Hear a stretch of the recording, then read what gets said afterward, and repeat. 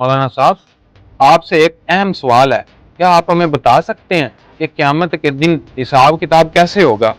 جی امام صاحب، ہم سب بہت گھبرائے ہوئے ہیں، دل بہترا رہا ہے، خوف سا لگ رہا ہے۔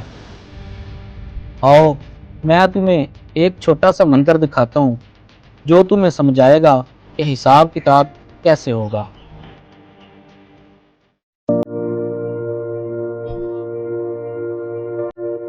یہ لو عظیم تمہارا 100 روپیہ، رفاقت یہ تمہارا 5000، یہ لو علی تمہارے 500۔ مولانا صاحب یہ کیا بات ہوئی؟ مجھے اتنے زیادہ پیسے کیوں ملے اور ان کو کم؟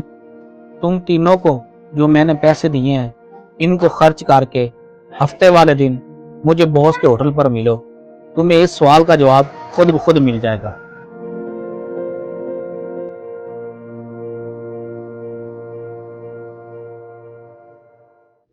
جو پیسے میں نے تمہیں دیے تھے ان کا حساب تمہیں تندور پر کھڑے ہو کر دینا ہے۔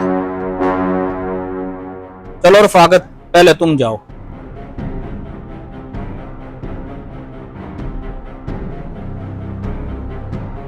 مولانا صاحب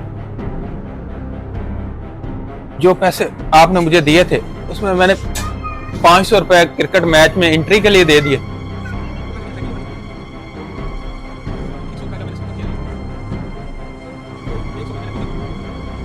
مولانا صاحب 500 روپے کا میں نے ادھار کسی کا دینا تھا وہ دے دیا، 500 روپے ایک بندے کی مزدوری دینی تھی وہ دے دی۔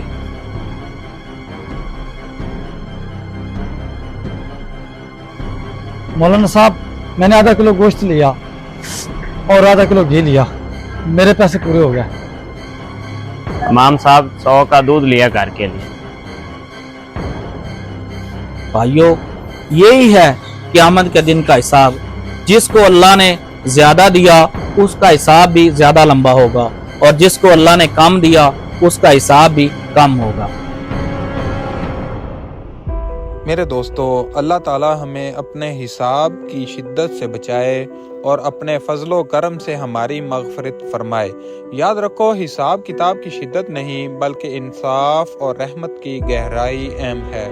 جو کچھ بھی ہمیں ملا اس کا ہم احسن طریقے سے جواب دیں۔ آمین۔